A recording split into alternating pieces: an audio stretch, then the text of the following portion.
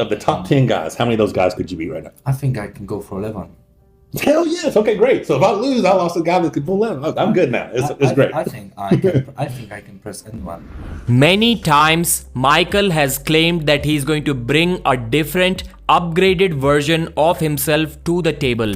But judging by his performance since 2020, it has not always been so easy to believe.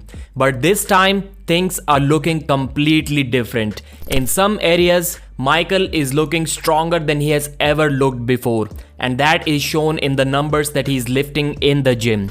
Devon seemed really impressed with Michael when he said that the 179 pounds lift that Michael did, the pronation lift he was talking about, it was really clean and the weight moved really quickly. It is a world record lift, and Devon and also Michael, they both believe that Michael could have lifted more if he wanted or if he had more time until the Kamil Jablonski super match. I can do more. I can do more. Michael is looking stronger than I have ever seen him. These were Devon's words. So for this upcoming match, both Michael and Kamil are going to weigh around 134 kilos, which is a really surprising weight, at least for Michael Todd, because not so long ago, he was cutting weight for the 115, and if we talk about a year ago, he was cutting weight for the 105 kg class as well. Maybe that was 1.5 years ago against Kedargali Ongarbayev.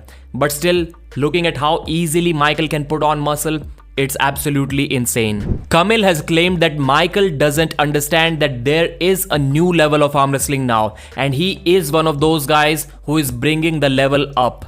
And he believes that Michael has no chance to stop his press at all.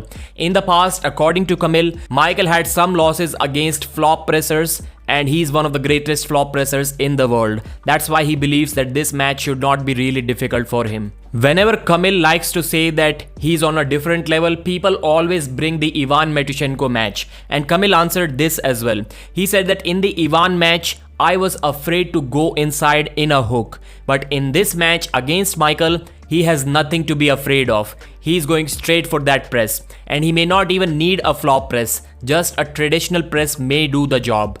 During the interview, Kamil took a little jab at Devon as well. He said that Devon, Michael is going to feel the same press just like you did at Arm Wars. And Devon started laughing and said that please keep me out of this conversation. You are one of those guys that kind of forced me to stay out of the super heavyweight division. But to be honest, that is a different arm. If Kamil's right arm flop press was as good as his left arm flop press, which I believe is the best press in the world irrespective of the arms, then I think Michael wouldn't have much chances to win the match.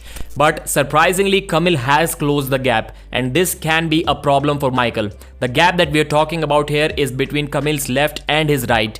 He said that about a year and a half ago, his right was at least 20% weaker than his left. Right now, it's only about 6%.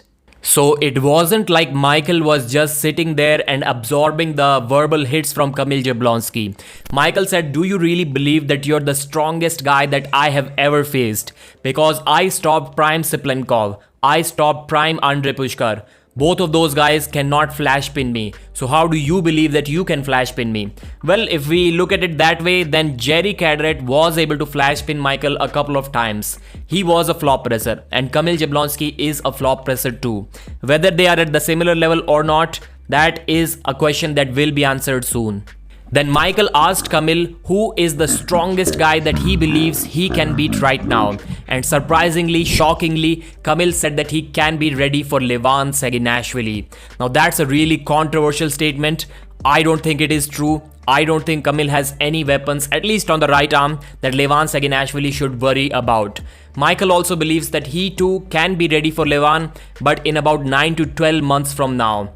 Honestly, just like most of you guys, I don't think either of these two guys is ready for Levan. But in this match, I would like to see Michael's hand and wrist coming back. Yes, the pronation lift is amazing, but Michael won't lack the arm power in that match. And to me, the pronation lift is mostly about arm power and not enough hand strength. Michael has been losing his hand in last few matches.